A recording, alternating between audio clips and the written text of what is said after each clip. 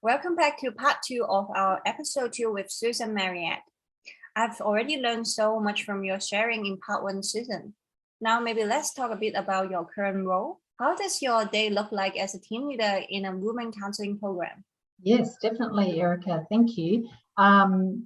So in my current role, every day is a bit different in some ways, but what a typical day can look like is that I'll be in a couple of meetings, which of course are all, tend to be online these days, even now that lockdown has lifted, because I work in a hospital setting.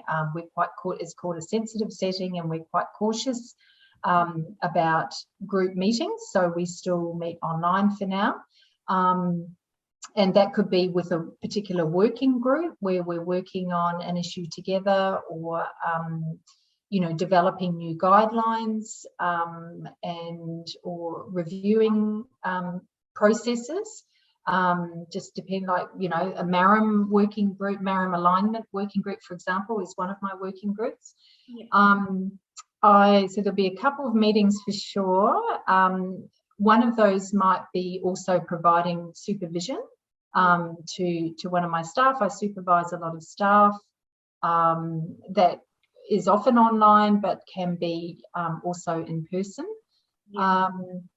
I'll be nutting out a roster because we provide a helpline.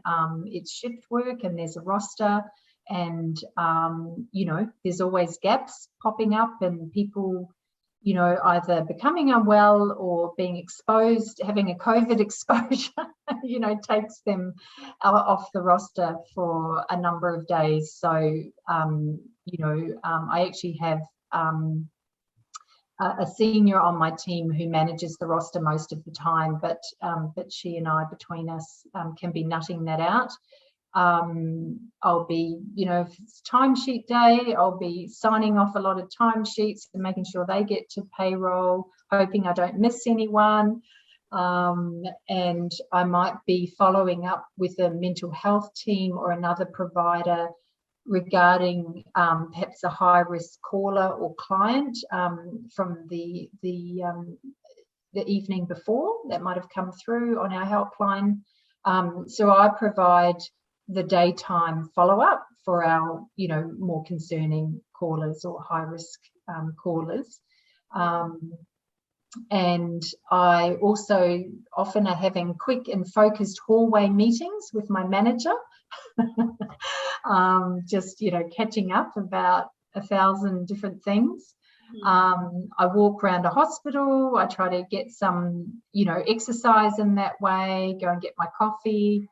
And then as my staff come in for the afternoon shift, I'll be saying hi to them and checking in with them, and having a little chat, making sure they're good for the night, and then I'll be trying hard to go home on time. Thank you so much for walking us through what your day-to-day activity looks like. Would you like to share some of your highlights of your social work career? Since you have got some vast experience, I'm sure you have many, many highlights to share. Is there anything in particular or any specific highlight that you would like to share with us? Oh, yes, you're right, Veronica. Many. And, I honestly do love this work, and, I've stuck at it so long because I do love it. And even though often you feel like you're not making a lot of progress with a particular client, there are often small gains and small wins, and we really have to recognise those and kind of feed that back to the client as well. But yeah, some of the highlights, I guess if I think about currently with our helpline, I do the odd shift on the helpline as well, and hearing at the end of a call that the caller, feels supported and informed, and has a next step following, what has often been a traumatic event in their life. That's just so rewarding to know that I've listened, I've supported, I've taken the time to understand who is this person and what do they need right now, and being able to give them the information, make a referral, give them validation about what they're going through, and giving them space to speak, is and knowing that because of that they feel heard, and they feel like they can take that next step. That's definitely something I really value. It doesn't happen in every call or every client interaction. I just want to put it out there, but yeah, it's I guess you get better at your craft over the years, and hopefully you are hearing that from clients.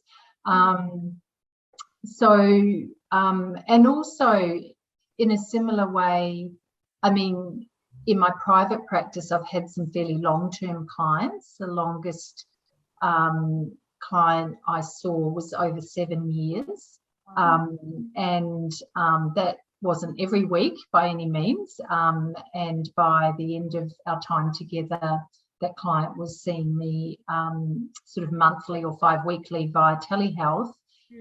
But I managed to finish with that client earlier this year, and we had quite a journey together, as you can imagine, and it was a very complex case, and I was very privileged to stay engaged with him all that time, and to see that person progress and strengthen and be able to I guess just live a normal life again, after years of struggling with mental health issues. And also that client was happy for us to finish, because you never want to kind of foster dependency with the client, and long-term psychotherapy, you really have to constantly review and make sure, is this what the client needs, or am I over attached to this person, or what's going on? And so I guess that what the highlight was to see that person safe in their life and stable, and to see the progress they had made, which I certainly can't take all the credit for. I provided a space and a supportive space and a therapeutic relationship, but that client did the hard yards in their own life. So that's been very rewarding. Also mentoring staff and seeing them grow in the work over time, particularly the newer counsellors and social workers, and how they grow and feel more confident in different aspects of the work. Things like this year our program went through accreditation, and it happens every 3 years, and I'd only been there sort of 3 or 4 months before we jumped into that accreditation week, and there was a lot of work involved, but we passed with a glowing report, and I was, very proud of the work that the team were doing and the quality of the program. That was reflected in the accreditation. So they were just kind of a few things that I picked out, and many other highlights. But I think you're going to get onto, there's also challenges as well, right? Yeah, you're spot on. This is our next question. So as a social worker, there are challenges that come with the role. Would you mind sharing some of the challenges that you might have faced, and how did you cope with them? Yeah, it's tricky. It's like, this is such a big topic too, and it's kind of like, picking out a few, what do I say? I think one of the challenges I've come up across, because I have worked in many different organisations, perhaps with different philosophical orientations, is that, I found myself in a position where what I'm being asked to do by management, whatever, the structure of the organisation, jars with my values as a social worker and, you know, as a practitioner. And that's been hard. And, you know, often through talking and letting people know at meetings or your manager or whatever, I've been able to say, well, look, you know, this doesn't feel right and this is why it doesn't feel right. But sometimes I've just had to remain silent at meetings because other people are making decisions and, you know, they have more authority than me. You know, in one particular organisation I worked for, a few things like that happened, and ultimately I decided to leave because I could see that my social work ethics and my values weren't aligned with how that organisation is operating. You know, I mean, it's one thing to, you know, state your organisational values, but sometimes the politics and the dynamics within an organisation aren't actually putting that into practice. So for me, having been in the field a long time, I've seen a bit of that, and it does happen. And I think you have to first use your supervision and your line manager to sort of express that, what you don't feel right about or comfortable with, and see whether, you know, you've got the wrong take on it, or, you know, whether there's other information that's going to help. Sometimes it can be great to have external supervision for these sorts of reasons. You know, in some multidisciplinary teams, your direct line supervisor is not a social worker. They might come from a different discipline, and therefore they don't share your sort of theoretical, you know, training and sort of philosophical frameworks or whatever. And then, you know, so sometimes it can be good to seek supervision outside of that for your own, you know, kind of personal and professional growth and support. So those sort of challenges, I've been pretty good overall, you know, looking after personal worker safety issues, but a couple of times I've ended up when I did community social work in New Zealand, I was, you know, one of those social workers that would visit families in their homes, and we're like, what are they called, family services practitioners here. So not child protection, but in communication with child protection, because this family needs a bit of support and guidance and education around parenting and so on. And a couple of times in New Zealand, I'd be working with mothers and children where the father of that family was a gang member. And I don't know if you've heard much about the gangs in New Zealand that are, yeah, they're basically criminal networks. So a couple of times I found myself in the home talking to mum, it's all going well, and then dad will come home and sort of basically say, well, who are you? And I just say, oh, hi, I'm Susan, I'm just a support worker from the local family centre, you know, kind of thing. And usually they're fine. They just, you know, they're very cautious, obviously, and suspicious about who comes into their home. And, you know, I just tried to be just friendly and calm. And, you know, once they realised I wasn't a threat, it was okay. But there were a couple of situations like that I then had to go back and review with my manager about, okay, how can I do this in a different way, you know, that where everybody feels safe. And and I think we always have to pay attention to that. You know, outreach work can be a bit tricky, but you can meet someone in the community, like at a local community health centre or in the park with their children playing on the playground or something like that, you know. So there's always ways around it. So a few sort of challenges like that. And I think then I've had one experience of burnout. And as we all know, burnout is accumulation of stress, too much stress that your body and your brain can't handle. So, I guess I saw the signs of it building up, but I was pushing through, trying to keep going, busy caseload.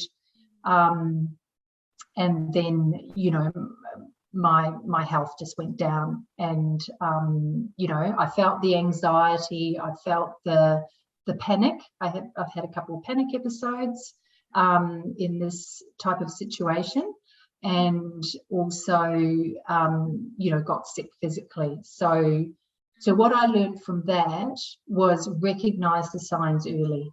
And we're all different in what signs show up. Some people might break out in eczema or start, drinking a lot of coffee or eating sweet foods or something. It's about learning to know yourself and what your kind of early warning signs are, and having obviously that good self-care in place that you revert back to or ramp up when you are going through a period of quite stressful work period. So I suppose those are the sorts of challenges that I've faced, that I've got through. And it's all good learning, isn't it? Yeah. Thank you so much for sharing your challenges that you have faced and how you've actually coped with all of that. And especially the point that you've also brought up about burnout. And I think it's really important that you've mentioned about recognizing the signs that actually show up. Like, even if it's something small or big, it is important to recognize how stress and burnout affects us. Most importantly, also having the proper self-care and utilizing supervision and also external supervision for both our personal and professional growth. So thank you so much for sharing how you have coped with all of your challenges, Susan. So the next part we would like to hear from you is what the best part of being a social worker has been for you. Yeah, thanks, Veronica. I mean, I really love the ethics of this profession, the strong social justice value, human rights and equality values, that run right through the work and through our code of ethics. And, I'm sure all the new graduates and students have had that in their training, and it's good to go back sometimes when you've been working out in the field a couple of years or so, and go back and review the ethics. But I think that's a lot of what attracts us to being social workers. I do love the flexibility and the scope of all the jobs you can do as a social worker. I think that social workers get a wide range of skills and approaches within their training, and that really means that we have good skill sets in many different roles, whereas other sorts of training might be quite specialized. And as social workers, we're encouraged to ask the hard questions. And I've certainly done that. Hasn't always been popular, but when it comes to a client's well-being and progress, that's kind of where my loyalties lie, and I'm doing it for the client, and and it's been helpful to sometimes be the devil's advocate in some of those team meetings when you're reviewing a case.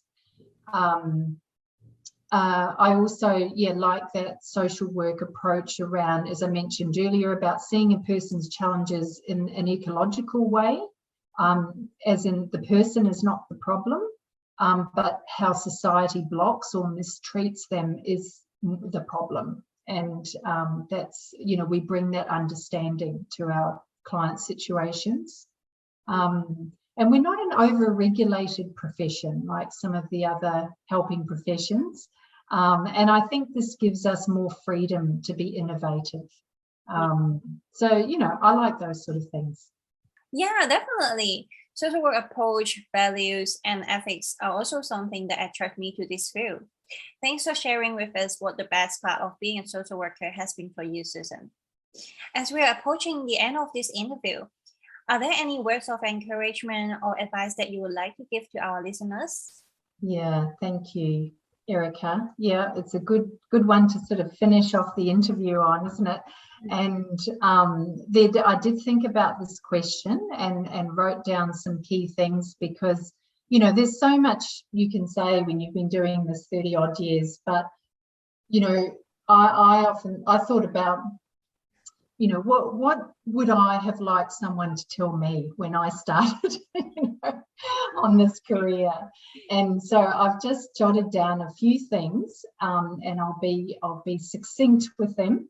But number one, always back yourself and follow your passion, okay? Because, you know, that's what gives us the energy to keep going in this work. But keep an open mind too, because we may be seeing a situation in a particular way that's either not helpful, or, you know, there's bits of information we don't have. So, yeah, you know, follow your passion in the work and back yourself, you know, but keep that open mind and be curious about why people do what they do. Because that's one of the things I find fascinating about working with people is, you know, human behavior and how people, you know, might manage and cope in a situation, and there can be sort of temporary coping strategies that maybe aren't so healthy, but it got them through a really difficult time.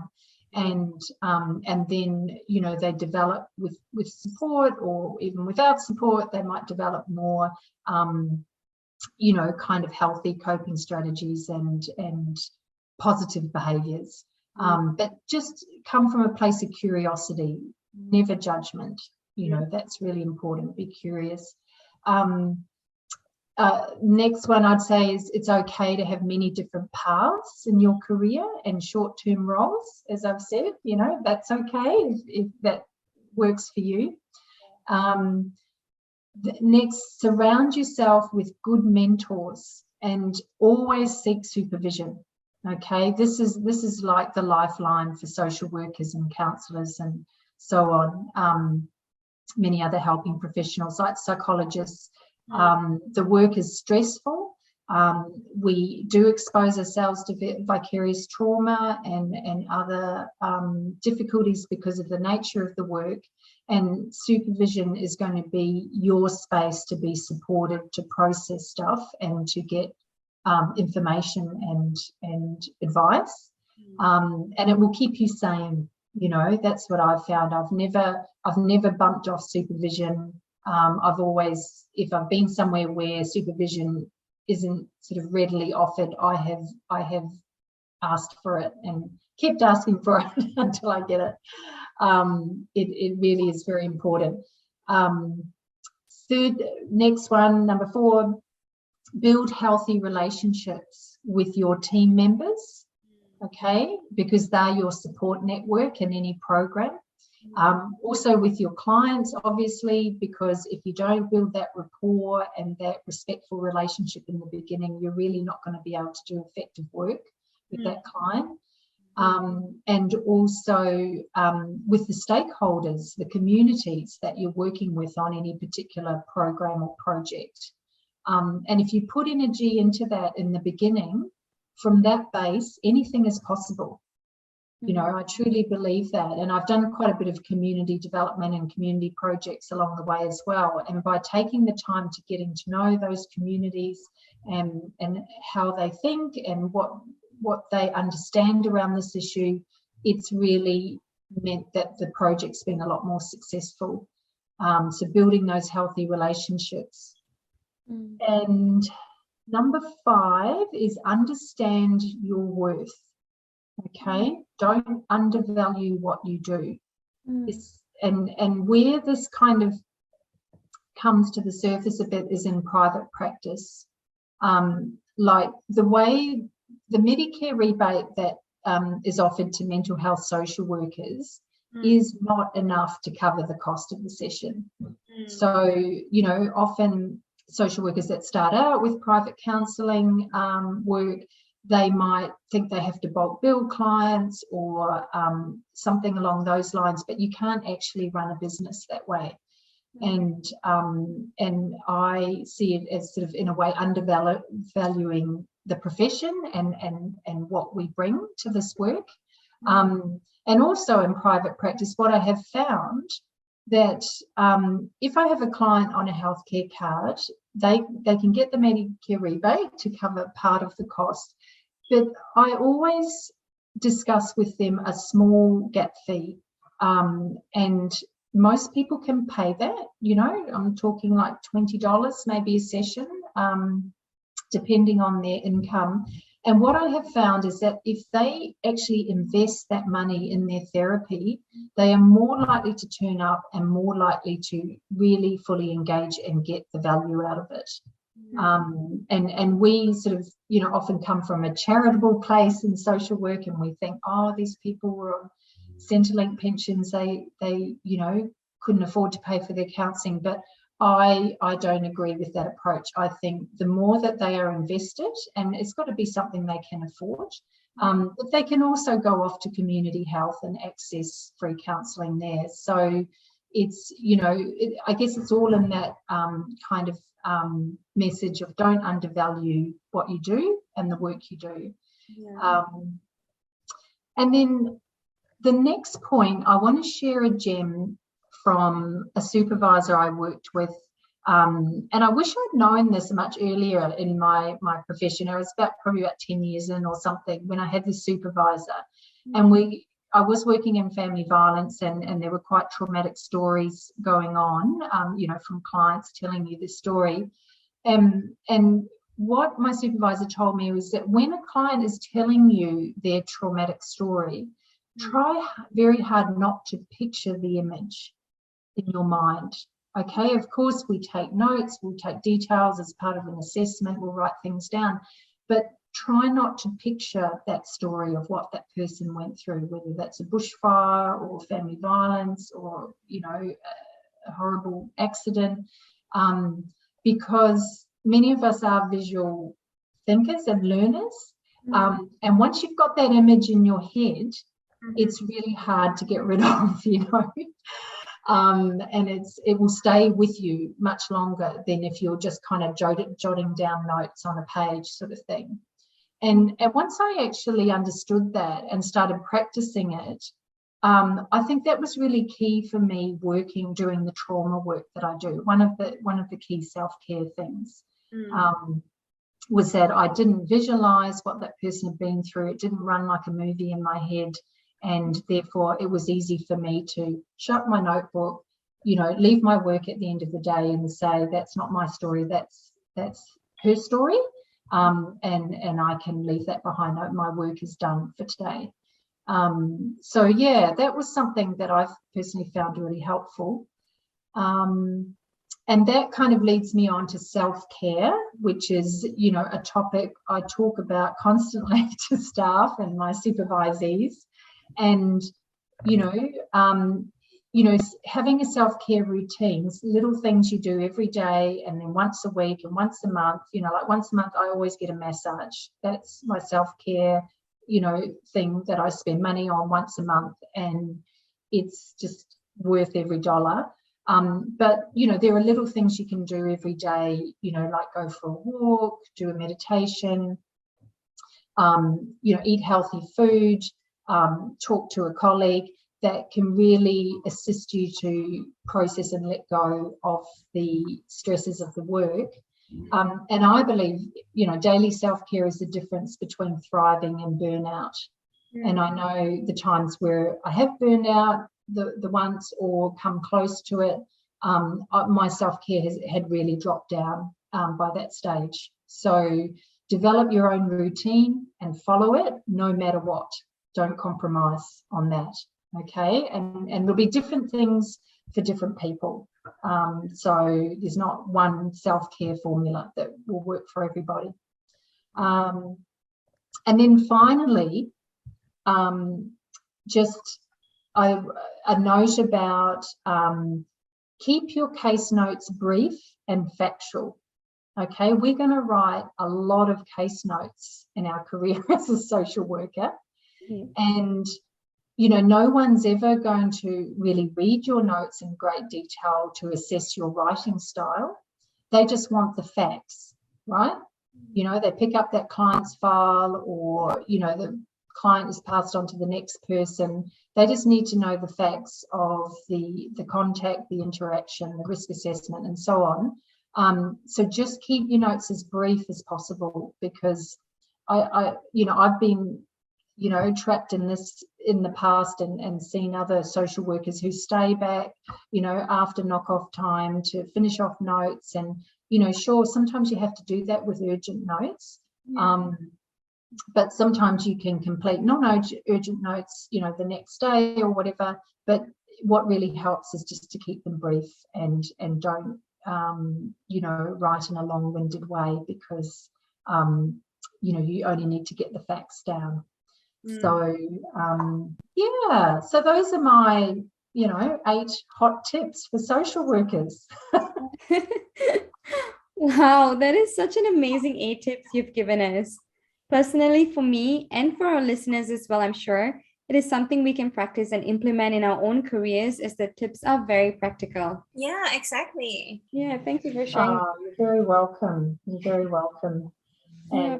And yeah, and that it's lovely to have the space to discuss these things. And, you know, I hope this podcast goes out far and wide to all those new emerging social workers out there. Oh, thank you so much, Susan. I hope our listeners have enjoyed our podcast so far.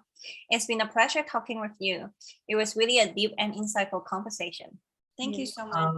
You're very welcome, Erica and Veronica, and thank you for what you're doing with this podcast. I think it's a brilliant idea.